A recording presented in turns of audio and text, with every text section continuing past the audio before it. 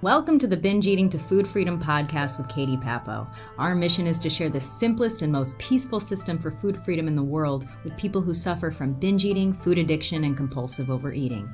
We are here to show that with the right strategy and support, any committed, coachable, and resourceful individual can feel peaceful and free with food. Good morning, or whatever time of day it is for you. Good day, and welcome to another episode of the Binge Eating to Food Freedom podcast. I am Katie Papo, and with me is Shahar, our amazing and wonderful mindset coach, and my personal mindset coach as well. My God, you guys, the benefits I get from living with a mindset coach, I will tell you. So today we're diving into a really important topic called emotional eating. So we're going to basically go into emotional eating 101 today. And I really wish that I had this sort of information when I first started my food journey. So we're going to be as comprehensive as possible in terms of helping you understand really the reasons why you emotionally overeat, why it feels difficult to stop, and how to really work with yourself instead of against yourself to shift and heal this area of your life. So let's dive in. First of all, let us know you're here. Send us some comments, say hello, send us some smiles and waves and hearts. We love to see those. Or we'll just keep looking at ourselves, and that's fine too. So let me just start this topic by saying a little bit about my journey with emotional eating. And in order to talk about my journey with emotional eating, I need to talk about my journey with emotions. And Shahar knows probably better than most people on this world how my emotional intelligence has changed ever since starting to fix my relationship with food. What I discovered for myself is that I actually had a pretty poor relationship with my emotions. And maybe some of you guys can relate to this, but for most of my life, I saw emotions as being things that got in the way of me living my life. I always viewed them as obstacles and distractions rather than things that should be paid attention to. So whenever I would notice myself feeling emotions, what I would do is I would just focus in completely on what I was doing, ignore the emotions completely, and then just move forward with my own sheer force of will. And this worked to a point. It worked in that, and I think a lot of people will be able to relate to this, it worked in that I was able to get things accomplished, right? And I didn't necessarily get sidetracked by emotions, but the long-term consequences of that ended up being problematic for me. And I see this with a lot of other people who tend to be more type A personalities. Maybe that's you. Maybe you're an ambitious person and things like emotions just kind of slow you down. Who's got time for that? So whenever emotional stuff comes up, it's more about like, all right, well, how do I just problem solve my way out of this and think my way through it? And then the emotion should be over. Correct? Correct. Okay, let's move on and get back to the point. Like this is a lot of how this personality tends to think, is that emotions are just an inconvenience. They're not really important and we need to just ignore them so we can get on with our goals. So if that's you, let us know that's you. Someone just commented, this is my first live, so I hope I'm commenting in the right place. Yes, you are. Thank you so much for being here. We can't see your name. We just see it as Facebook user, but you can still send in all of your comments or let us know who you are. So Shahar, let's talk about emotional eating and let's start from the ground up. Let's actually go beneath the surface here before we even hit ground level. Let's go underneath and let's talk about, at its core, what emotional eating really is and how we need to shift, and that this will allow us to see how we need to shift from getting into that place of, oh, emotions are just something that's standing in my way. I need to distract myself from these emotions in order to succeed, or ignore them in order to succeed, and I just lost my train of thought. Today's been one of those mornings where my brain is moving faster than my mouth and I can't seem to keep up with myself. So I'm sorry if this is one of the more rambly lives. Hopefully I'll be able to pull it together. So Shahar, jump on in and save me and help me introduce this topic. That's what I like to call when your brain moves so fast it starts working slow again. And this is actually a pretty good segue to what we're talking about, because and you mentioned something about like how you use willpower and you say like it worked, it served me this far. But this is something that's very important. When we force our way through, if we force our way through life or force our way through our day to day, yes, you have that sensation of something that works, but understand it works the same a train that runs on two people, or like a car that two people go like this works. It moves, but it's not even close as efficient as when you work with your energy and you're working with your emotions and you have that healthy relationship with them. Then it starts moving like a bullet train. Right, that's the difference. It works. It gets you from point A to point B, and it can be very far if you have that willpower. But at some point, you keep pushing. At some point, it's gonna take its toll. Right. So understand that it's not about whether willpower works or not. It's about how effective you can be and how you can work with your own emotions rather than constantly working against them. So like Katie said, and sorry, that was a bit of a tangent, but let's go with definitions, right? So let's start first of all where we're talking about, so emotional eating. So emotional eating, it's basically the way we see it. And there's many definitions, right? There's no one definition where one person defines it. And even that definition, if you look at I kind of like looked it up more, and even if you see like what's called the definition is the most vague thing you've ever seen. However, when we talk about emotional eating, or the way we perceive it, is when we are overwhelmed from an emotion standpoint, or we have an inherent need or a habit, when we experience a high volume of emotions, when we need to shut it down, when we want to cover it up, like when you sweep something under a rug, and we do it through eating. So the emotions are so intense, and the eating is what gives you that comfort. It's an interesting level of comfort, because that comfort is numbness. It's not a comfort of, oh, I feel confident. It's not a comfort of compassionate. It's not comfort of peace, but it's comfort of numbing and non-feeling. And this is something I've been working with Katie, and I saw Katie's journey from an emotional eater and a binge eater, and even your own personal journey with your own emotions. Katie, I've seen you progress through that, and I'm sure a lot of the people who are listening to us can really resonate with your own personal experience and how you lived with emotional eating, and how you kind of the journey you went through, if that makes sense. You're muted. There we go. I'm on a roll today. So here's how that looks, guys. And we have to do a little bit of a comparison here. Because, and I'll share my personal experience, maybe you can relate, but basically start thinking to yourself, what version of this story is your truth, is your experience. So for me, my issues with food actually started as more emotional. They started more, I used food as a tool for coping. This was even before I started doing things like dieting or weighing myself. I found myself turning to food for comfort to achieve that state that Shahar described as the numbed out state. Now, one of the things that I've noticed, and I did the same exact thing, is if you were to Google right now, how to stop emotional eating, you're going to get lists and lists and lists of things that say, oh, well, if you're emotionally eating, then that means that there's some kind of need there that needs to be filled. So start to do something else that's going to help you cope without the food. So go for a walk, take a bath, call a loved one, And we've heard, and these were things that I was trying. I was Googling all these. In fact, I was teaching workshops on this stuff. My God, I'm so I can't believe I was teaching that.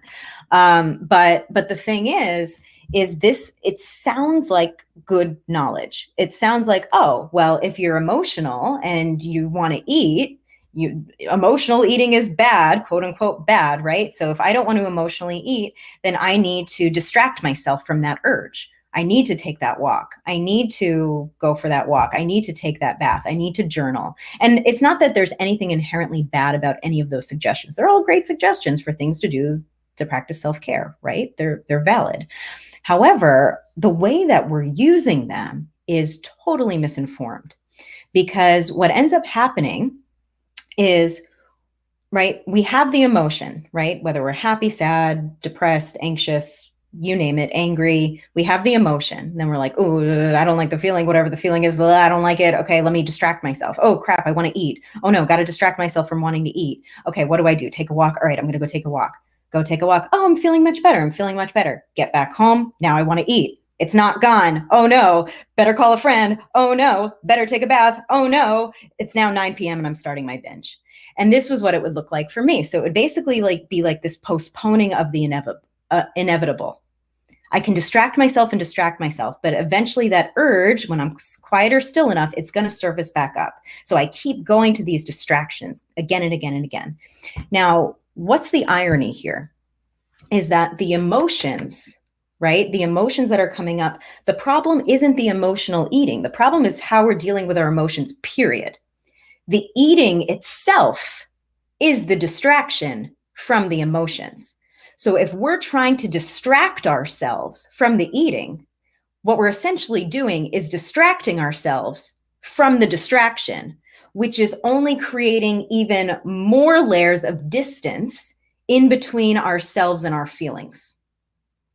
Right? Does that make sense? It's important to understand that the eating is already the distraction from the emotions. So if you're trying to distract yourself from your distraction, you're not coming closer to peace, you're moving further away from it.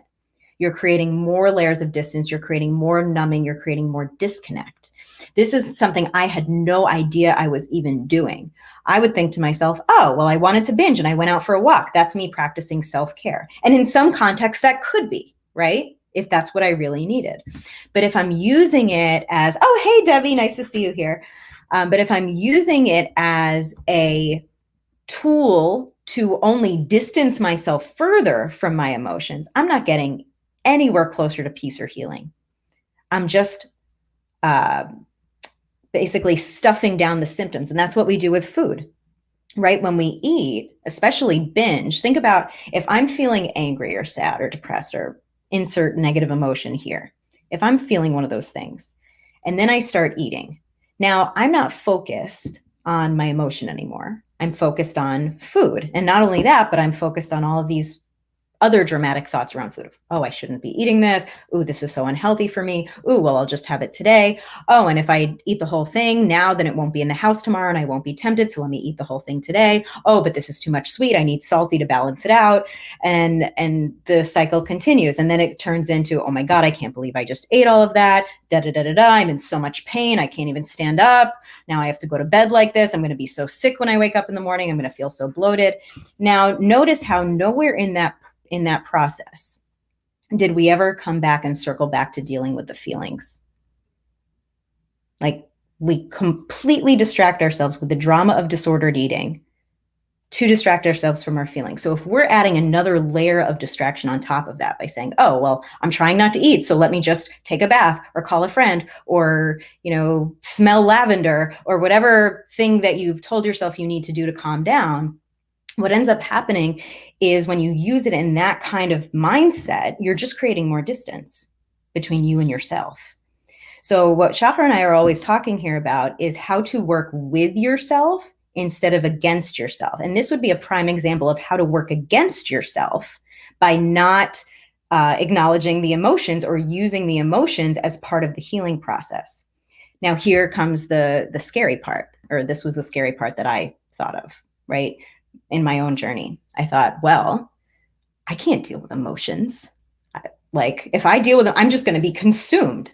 I can't even handle other people's emotions, let alone my own. I'm super sensitive, very empathetic. I can feel everybody's feelings. So the last thing I want to spend my time doing is feeling more feelings, right? And not only that, but look at the ways that we've been taught how to deal with our feelings. What do I have to go to therapy now and talk about all my childhood and figure out, oh, well, I had this emotion and that triggers this binge. And oh, that emotion came from this experience in my life and this relationship with my parents and this relationship with my whatever.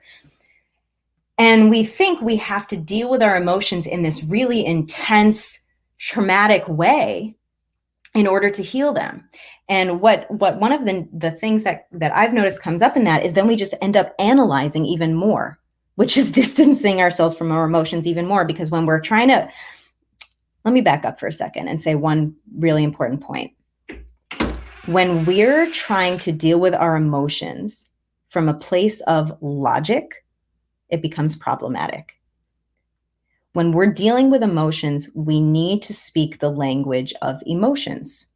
So if I'm trying to and I've done so much therapy that I want to just share this piece, because I know a lot of you listening have also done tons of therapy on this and without success. So I want to piece this together. And this is not to say anything negative about therapy. There's many positive uses for it.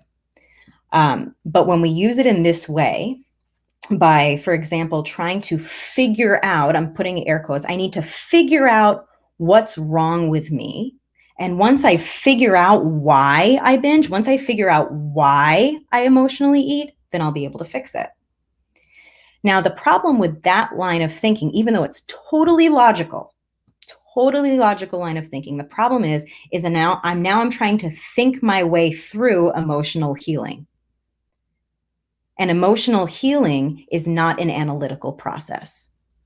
So even if you figure out, oh, well, my emotional eating stems from my mom because I would see my mom do that when I was little, and and it was imprinted into my subconscious mind, and I pulled on these habits. Okay, great. I know all of that. Now what do I do? Because the urge to binge is still there. And I can tell myself again and again, hey, this isn't really you. This is just a pattern that you got from your family. And this is just a pattern that you took on and da-da-da-da. It's not real. And I can say all those things. And I can try to convince myself logically that the emotion isn't quote unquote valid. But I'm still left feeling that emotion and I still want to binge. So what the heck? So now we have to look at, how can I speak the language of emotion, so I'm not just trying to think my way through this healing process? Because if we're trying to think our way through feeling, we're missing the point of feeling. Feeling and thinking are two different things. They're both useful in their own right, but in this case, thinking is totally unhelpful. And it's comforting when we can think and try to figure things out, because we feel like we're making progress when we have these epiphanies and things like that, like we get oftentimes in therapy and stuff like that. But if we don't have the feeling tools to go along with that, we're just stuck in a thought loop again and again. Well, if it wasn't my childhood trauma, then there must be another reason I'm still binging. I need to figure that out. And we end up in these cycles of trying to just figure out and analyze emotions. And that's not how we heal emotions. Guys, it took me so long I was like, Shahar's such a great mindset coach, but boy, was I stubborn. And this took me so long to internalize and accept that I cannot think my way out of feeling things. And those of you who are intellectual and you have strong minds and you're like, I'm a freaking genius in every other area of my life, so why is food, which is supposed to be a natural thing, why can't I fix this? The reason why you're so frustrated is because that's not the zone of genius you need for this. That zone of genius will serve you in every other area, not this one. You need to develop a new superpower called feeling. And I'm going to explain to you, because for me, this was the nightmare. The last thing I ever wanted to do was feel feelings, and I was terrified to do it. So that's what we want to talk about here as well, is how to feel feelings without being consumed by them, because that's the big fear. Well, if I feel my feelings, I'm just going to binge even more, because man, that's just going to open up the floodgates. So I feel like I should break up my own monologue here and allow Shahar to participate, since Shahar, my God, is the one who helped me literally do all this stuff. And then we'll go into strategy. So what do you have to say about it, Shahar? Well, first of all, it was beautiful. I loved it. It was great. You coached me also at this point. But yeah, that was such good points. And I want to reinforce that by think of it as if you remember our last podcast, I think last week, or it was 2 weeks. No, last week was the breathing, but the week before that, we discussed about what kind of language our body, our emotions are, and what kind of language is our analytical brain. And like Katie said, it's two completely different languages. It's your mind speaks English and your body speaks Czechoslovakian. Like it's something that is not even close. You will hear a sound and you won't even understand what it is. Like one is Thai, one is one German. So it's important to understand that in order to communicate with our body, in order to get and understand these emotions, that they don't need to scream, right? If two people who don't really speak each other's language, and this is something I'm sure a lot of everybody who's listening to us definitely resonated, and Katie, I know you can resonate with that for sure from your own childhood, is when someone is yelling at you, trying to make their point, and you're not listening to them, and you're yelling back at them your point, and they're not really getting your point. What those two people will start doing? They'll start elevating their voice. So it becomes stronger and stronger and stronger. So if your body is sending you a message, i.e. your emotions, and you're not listening to those points and you're ignoring them, then what does the body does? Increase the level and intensity of the emotions. And if your mind, your analytical brain is trying to make a point, and your body's not listening to it because you're saying to yourself, relax, don't be stressed, don't be this, and your body's not understanding it. So what does the mind does? It goes even more, it starts yelling even louder and louder and louder. So, and then you're in a situation where you have two voices. All right, they're all you, but it's like two voices. Your brain is saying one thing, your body is saying another. Nobody is listening to each other, and they both keep intensifying their voice. So the way you solve it is communicate in each other's language. The body needs to learn English, the mind needs to learn Italian or whatever, Thai, whatever language, Spanish. The whole point is to bring each other to communicate on the same level. Notice I'm not even going more than that. We're starting first in the first stage, which is first communicate on the same level. All right, that's the point. And I'm sure, Katie, you're going to talk about that now before I delve into that a little deeper. But just remember, it's about bringing the mind and the body to the same place that they can actually start communicating and listening and conversing and understanding each other. Exactly. So Shahar talks about them being two different languages, and they are ultimately. So think of emotions as energy, and think of it emotion. I saw this in a documentary. I didn't make this up. dash motion, right? Energy in motion. So emotions, they're always shifting. They're always changing. Emotions, the only way that they can be stuck is when we repress them or we don't let them express themselves in some way. So emotions, their nature is to naturally change and flow all the time. So if you ever feel an emotion, right, it can't be permanent. It's not the nature of emotions. It will never be permanent. It cannot be. So what's important to understand is that emotions, if they're communicating as energy and motions, the way we're going to use the right language to communicate is through feeling, through sensation. Now, this is very different than thinking, right? And as someone who's used to thinking her way and problem solving her way out of anything, that's pretty much from the neck up. Like if you're a big thinker and an analyzer, like sometimes you forget your body's even there. Like you basically are this floating head. Like I'm saying this because this is how I lived as a floating head for many years. And I would just float around thinking things through. And I was totally disconnected from any physical feelings at all. In fact, The number, the better, because then the emotions wouldn't interfere with my thinking. Now, the problem with that is now I'm not speaking my emotions language at all. And while I think that the emotions will just take care of themselves, they're not. Instead, what's happening is repression. Okay. And when you repress, emotions cannot flow. And then when they do come out eventually, it's like an explosion. It's like a volcano. So, of course, we don't want to let them out because I can't handle the explosion. So it's important to understand, though, being listening. So if Shahar and I are communicating, right, I'm not necessarily talking the whole time. There's going to be times where it's my job to listen. Now, when it comes to communicating with the body and with emotions, right, your job is not to be the talker. Your job is to be the listener. Now, how do we actively listen if we're not using our minds? Okay. We practice feeling. Now, if you remember last week's talk, we talked first about breathing, right? And Danny, who showed up as our guest, she talked about all the different ways that our breath can serve as both a barometer and also a shifter. Now, when we use our breath as a barometer, it gives us some insight into our current state. So she gave an example of, I think it was feeling stressed, that when we're stressed, the breath is very short and shallow. It sounds like this, right? I'm emphasizing it a little bit, but you get the point. Now, I could just view my breath and see okay, this is showing me that I'm in a stressed out state right now. My breath is reflecting that. It's my barometer. But I could also shift my state, if I want to, by slowing the breath down and activating the parasympathetic nervous system. If you haven't seen our talk, by the way, last week, watch it, because then this will make more sense to you.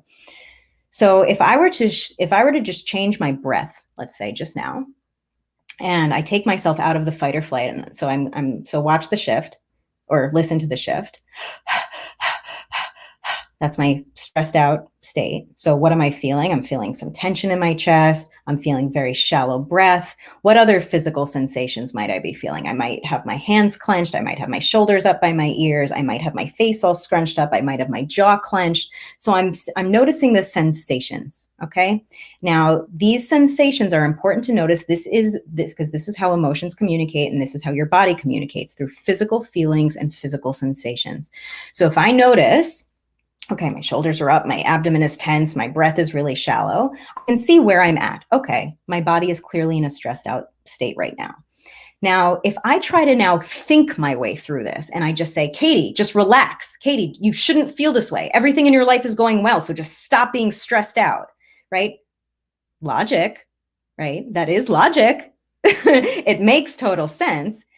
But is it really going to help me shift? If I say, Katie, what's wrong with you? Why do you keep feeling this way? You shouldn't feel bad. You should feel good. Look how good your life is. Stop being stressed. Relax. Breathe. If I just say those things, nothing shifts. But if I actually focus on the sensations and shifting the sensations, what might happen? So it might start like this. And I'm just going to narrate what I'm doing for those of you listening to the podcast who can't see me on video. So if I notice, okay, my shoulders are tense, I'm going to, relax the shoulders. And just that one action, just from going from here, shoulders up to the ears, and bringing them down the back, whatever emotions or tension that I'm storing in my shoulders, guess what I just released? I just released all the tension in the shoulders. Now I can take this further. If I tense my jaw, right? If I'm all tense and I'm tensing my jaw, I might pay attention to the jaw, close my eyes, tune in, feel the tension there, feel the sensation. And now I can just separate my back teeth a little bit. I can relax my tongue away from the roof of the mouth. And now my jaw is relaxed. And whatever tension or emotions were stored in my jaw, guess what? I just let them release. Now, if we do that part by part, or even with the breath alone, if I'm going and I have all this tension, if I just slow down the breath, deeply inhale, and now long exhale. That long exhale, guess what's being released?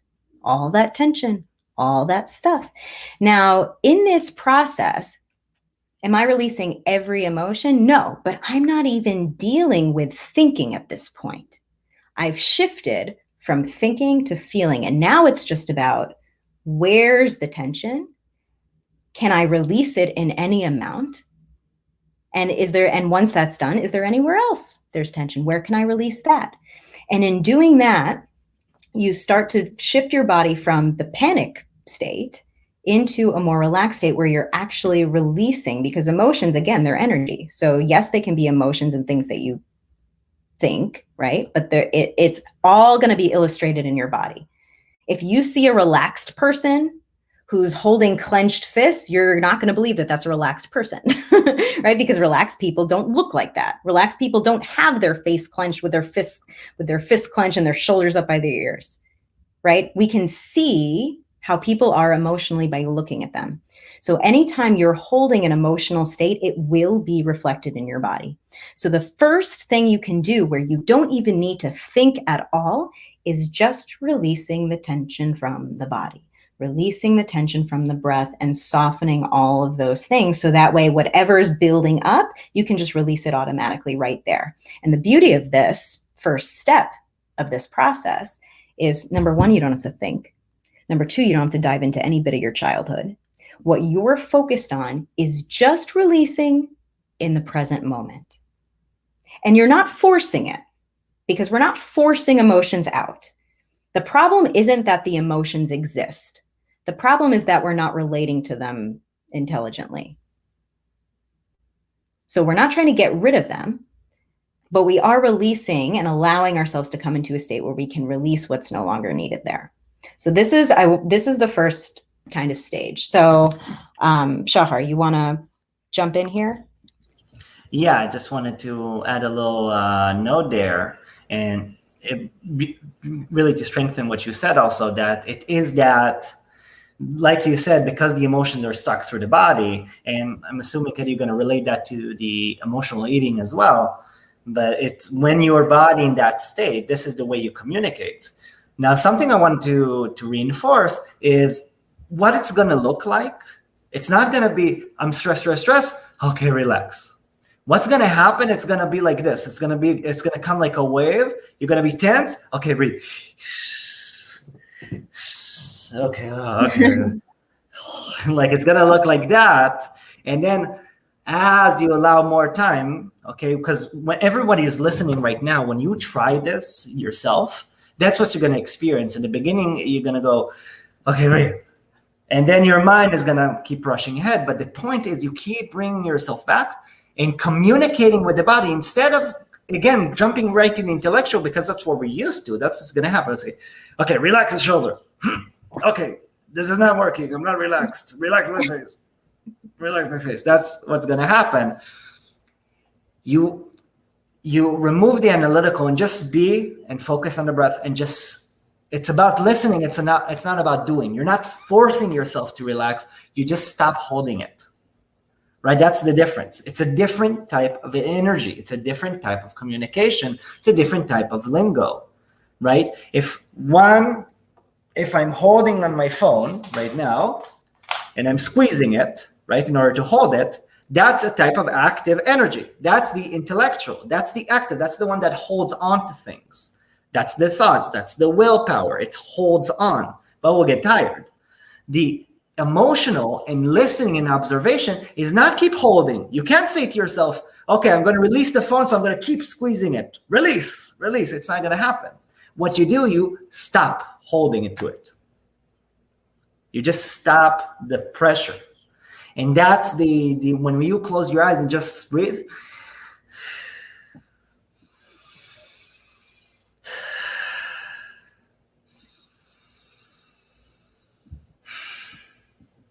Okay, you saw that transition. It's just stop holding on to it. And at that point, you're communicating with your body. Not with language, not with thoughts, with sensation. Right. That makes sense? Yeah. And what we've found, guys, is that emotional eaters will always heal best when they stop trying to distract themselves and instead learn to be more present and peaceful. And that's what that is. It's being peaceful with your emotion. It's letting the emotion be there. It's letting the discomfort be there, but being peaceful around it anyway. Like, I can be peaceful with the fact that I feel uncomfortable right now. Now, I can hear you saying, yeah, but I don't want to sit with my emotions. It's too overwhelming. What if it's too much? What if it takes over me? I hear that a lot. This is something I've struggled with myself. And the key is to really work with your emotions skillfully and not only in the heat of the moment, right? This is something you can do throughout your day. This is what we teach our clients to do. When they work with us, they're working with us because they want specific customized practices that they're doing that are going to relate to them and their situation specifically. Because when you have that and you work with your emotions skillfully, then you're not consumed by them because you're doing the practices throughout the day. So by the time heat of the moment situation comes up, you already have a baseline. Now, even if, let's say, worst case scenario, it's still a difficult thing, guess what? Then you just get to learn from the experience. We look forward to these sorts of things because this is where the most growth comes. Let's say you had a binge and you feel like defeated that it didn't work for you, right? Of course, that's going to happen. So in that situation, we take you through self-coaching where you learn from the experience and you work through a framework.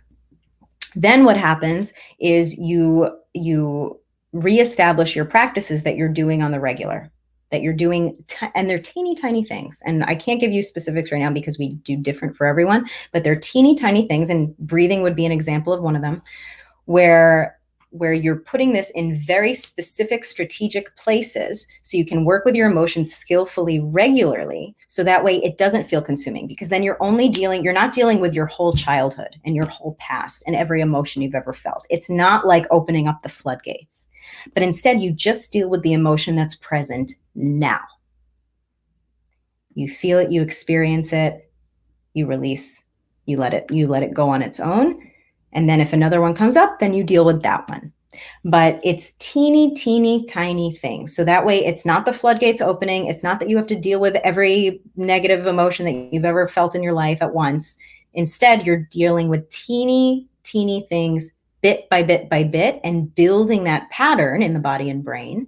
So that way it's easy to tap into next time. Now, here's where emotional eaters actually have a huge advantage over non-emotional eaters. And one of the things that I really like about the work that we do is that it helps you to work with yourself and not against yourself. Because I always thought that my addictive personality, my wanting to numb, like all of the fact that I feel so deeply and I can feel other people's feelings and I feel my own feelings and it's so intense and so strong. I always saw those as weaknesses or things that held me back. Now, if you relate to this and you're also somebody who feels deeply, and that's why you want to numb, because you don't want to feel people's crap all day and you don't want to have to deal with your emotions constantly because you've got stuff to do. Like this practice is so important, and it's important to understand what a advantage you have as somebody who struggles with emotional eating. Because the more you can understand, and we see this with our clients all the time, they have these things that they see as weaknesses, and we show you how to flip it around and use it as your strength. So in the case of emotional eating, if we're speaking generically here, in the case of emotional eating, you have a huge advantage over somebody who doesn't get the urge to emotionally eat. And the reason you have that advantage is because the moment that you feel yourself wanting to emotionally eat, right? When you know, like, yep, this is definitely not hunger. I just want to eat because I want to eat. That's your signal that there's some need, that there's some emotion or some need that is not being met. And this is the body calling to you. Right. So if we were to personify this, right, and let's say Shahar represents the urges to eat emotionally, and I'm me. If I'm saying, if Shahar is coming up as this urge and he's saying, eat, like just eat, you'll feel better. Just let it go. Just numb out. Right. He's coming to me. Right. as a messenger. Nothing negative, just a messenger.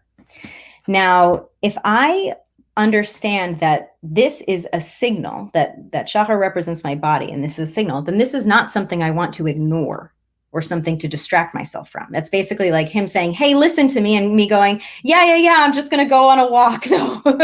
Or yeah, I'm just going to call a friend though while you're talking to me. Or yeah, I'm just going to eat though and not pay attention to you at all. That's the equivalent of the numbing and the distractions. But if I were to listen and say, oh, okay, so there's some need that isn't being met, then that's our cue. That's our cue to pause. That's our cue to go within, right? To center ourselves, to focus ourselves, and to actually look at, okay, what is my need right now? Or what is my emotion right now? I found here's a exercise you can literally do today. The next time you feel any emotional sensations at all, like, oh, I'm just feeling emotion, or I'm feeling guilt, or I'm feeling shame, or basically anytime you're feeling bad. You can do it when you're feeling good or bad, but try it when you're feeling bad, because that's kind of what we're talking about here. But the next time you feel negative or you feel bad in some way, just practice labeling the emotion. Not trying to change it, not trying to move it, not trying to shift it. Just practice labeling it. So it might look like this: guilt, shame, fear, worry, anxiety. Maybe there's also some excitement in there. Maybe there's also some gratitude in there. Maybe there's some positive emotions too. But I'm just labeling all of the emotions that I'm feeling right now. And opposite emotions can exist at the same time. I can feel in doubt, and I can also feel trust at the same time, but to different degrees. So there's no limits to how many emotions you can feel or what combinations of emotions are possible. The idea is literally just to, without judgment, label your emotions. Just say them out loud. Just label them. Guilt, shame. Don't do anything else. Just practice labeling them, because that practice on its own is going to help you give attention to the emotion itself. And that's what we need to start building, is the practice of giving attention to the emotion. Then you might be able to say, okay, where is it? Where do I feel it? Where do I feel the most tension right now? Oh, maybe it's in my chest. Oh, maybe it's in my shoulders. Then at a certain point, and by the way, every experience will be different, but the bottom line is to understand the process of accepting what's there, allowing it to be there, creating peace around it so you're not adding drama or suffering to the already negative emotion, and then allowing it to work itself out while you're just present for that. So it's you're not in problem solving mode, you're in acceptance mode. And I can hear the question, well, if I just accept negative emotions, then I'm just going to feel negative all the time. It's not true. It's just not true. Because the reason why these negative emotions are coming up, first of all, it's just part of life, right? If we're trying to live in a constant state of happiness, we're never going to reach it, because states are constantly shifting.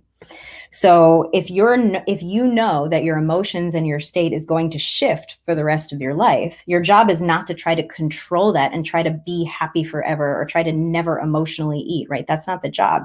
The job is to create a healthy relationship with your emotions, right?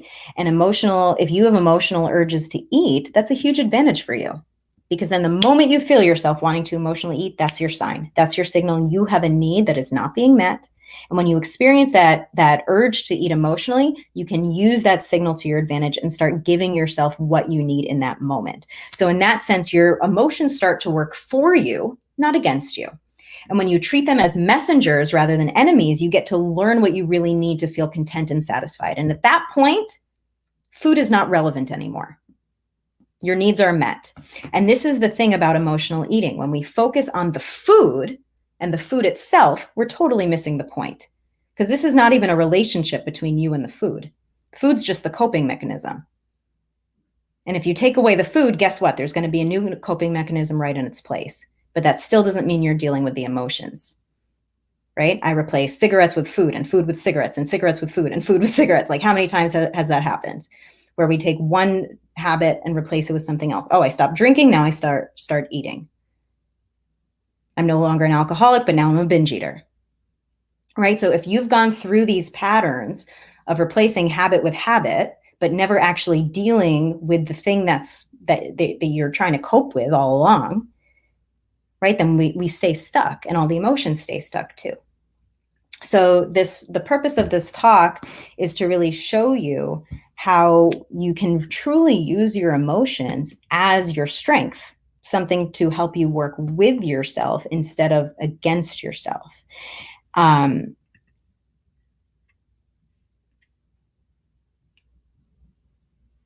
So that way you're going to heal your best when you stop trying to distract yourself and instead you become more present, more peaceful with your emotions. Anything to add, Shahar? No, I unmute myself. So, no, everything you said is perfect. It really shows us that not only we have no reason to fear our emotions, it is our duty to understand them, right? Because they are part of us and they're not there as villains. They're there as, like Katie said, messengers. And it is your body trying to communicate with you something, right? It has its purpose. These emotions have its purpose. And I know sometimes we wish we didn't have emotions and we don't feel them. But honestly, not feeling emotions, that's the binge eating, right? So if it was so good not to feel, then nobody who's listening to us would be here. So obviously the numbing of ourselves and the numbing of our sensations and the numbing of our own humanity, right? Emotions is part of your humanity. It obviously does not create a positive result. So we need to understand our emotions to these level and understand what they are and treat them for what they are. They are a communication tool that your body is listening.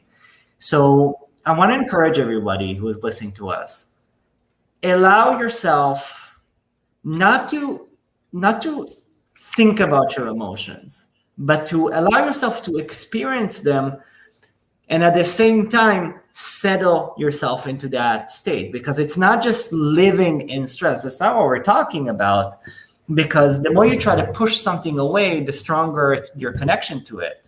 It is by allowing yourself to, right, if I feel the tense thing and I just breathe, all right, I'm not saying to myself relax, I'm just creating a sensation of relaxation. Basically, I'm communicating to the body, slow down.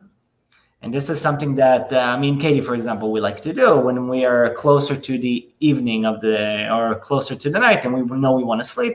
We start closing the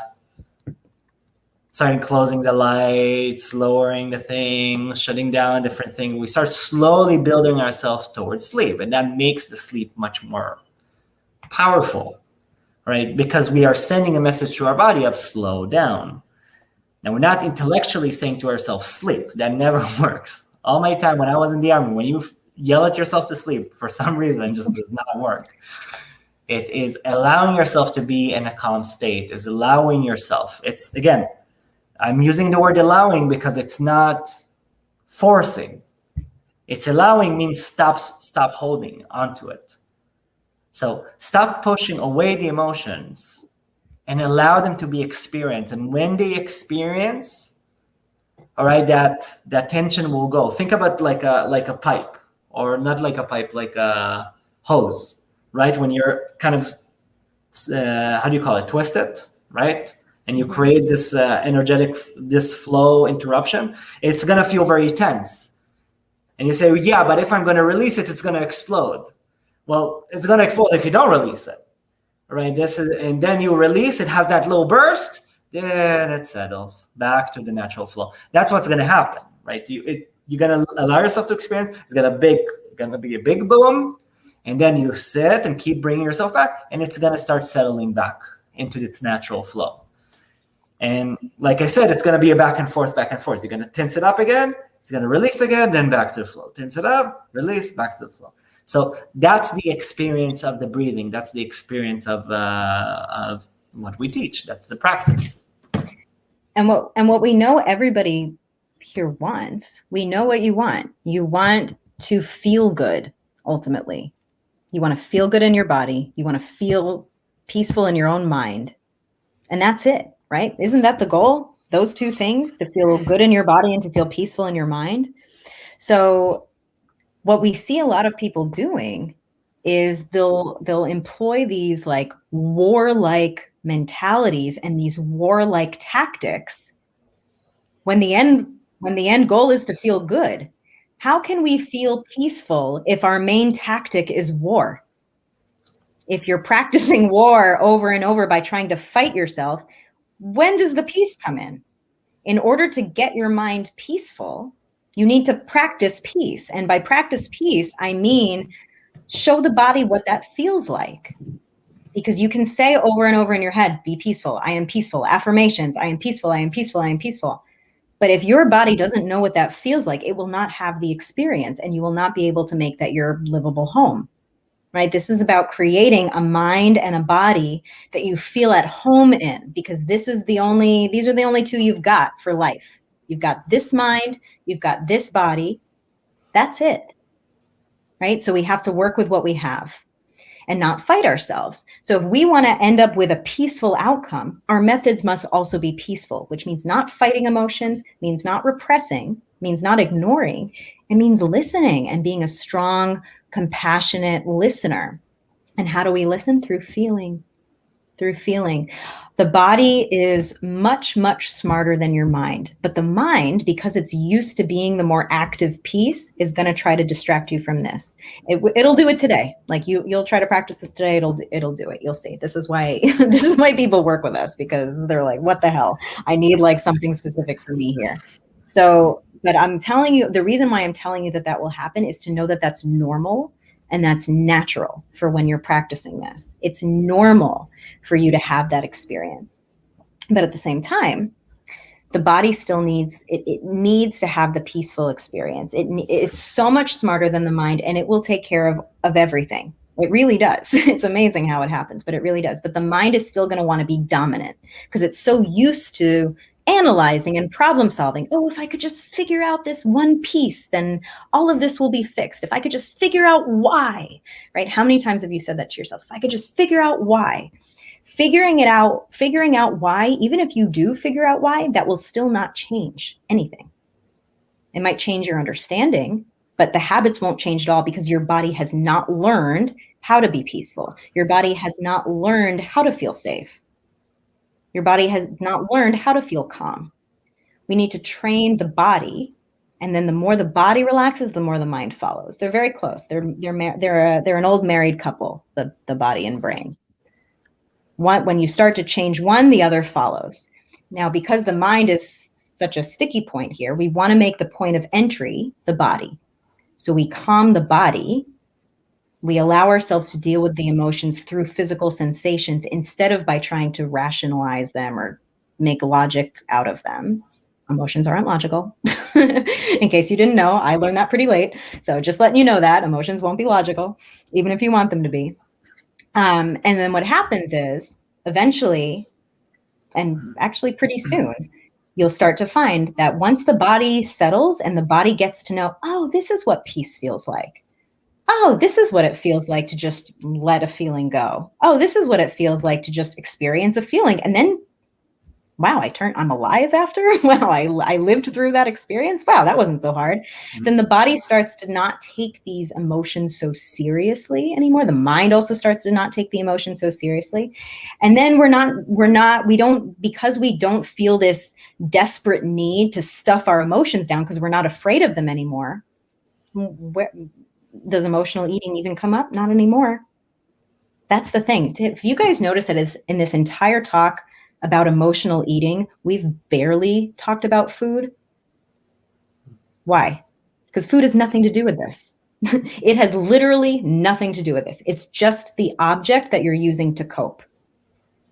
When you don't need to cope with emotions anymore because you're able to just experience them peacefully, the need for emotional eating completely disappears. You don't use it anymore. You don't need it anymore. And that's the thing. It's because a lot of people, they'll just try to take away the eating. They'll say, oh, well, I need to just stop eating and then figure it out. Your mind and your body are both way too smart for that. They're both like, no. I am not letting go of this coping tool until I feel safe. So even if we do go on that walk instead of eating, that craving is coming back as soon as I'm back from my walk because I still need to stuff this down because I don't feel safe. But once you do feel safe and you feel safe with your emotions, you're not afraid of them anymore. You're not desperately trying to stuff them down. You're allowing them to move freely, and you're moving throughout these different states and phases of life more peacefully, allowing emotions to come and go. There's no more need for emotional eating. It just does not come up. So it's important to understand that, because a lot of people will try to attack this from the point of the food. And we'll say, oh, well, if you're struggling with emotional eating, well, definitely eat these lower calorie foods, because then you can eat more of them and it's fewer calories, or at least try to have only this snack after 7 p.m. or drink water. And it's completely ignoring the fact that we still don't know how to deal with our emotions. So instead of attacking this from the food angle, or instead of attacking it at all, we're promoting peace here, not war. Instead of attacking it, right, or running away from it, instead we're opening up to it, and we're listening, and we're being peaceful, and we're showing our body what it feels like to be peaceful, to be able to deal with emotions peacefully. And once that trust is built, once you've done that a number of times and that trust is built of, oh, I can experience my emotions peacefully. There's nothing really to be afraid of. This was like a classic monster under the bed situation. There was nothing really there. I was just afraid of it because I watched that scary movie. Right? Then you realize all these fears, they don't exist anymore. And then the need for emotional eating also disappears.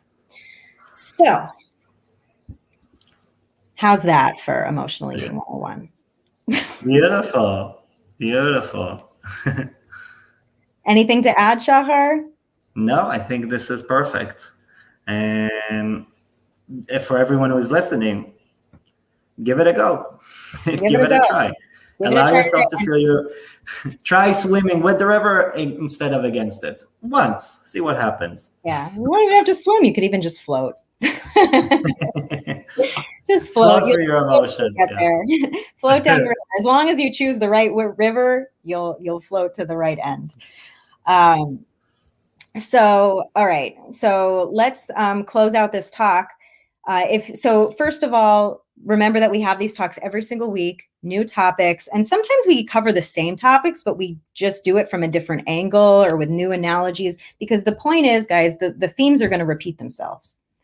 And the more you listen, right, to our podcast or to the videos or read my emails that I send out, the more you repeat these concepts, the more the brain starts to get it.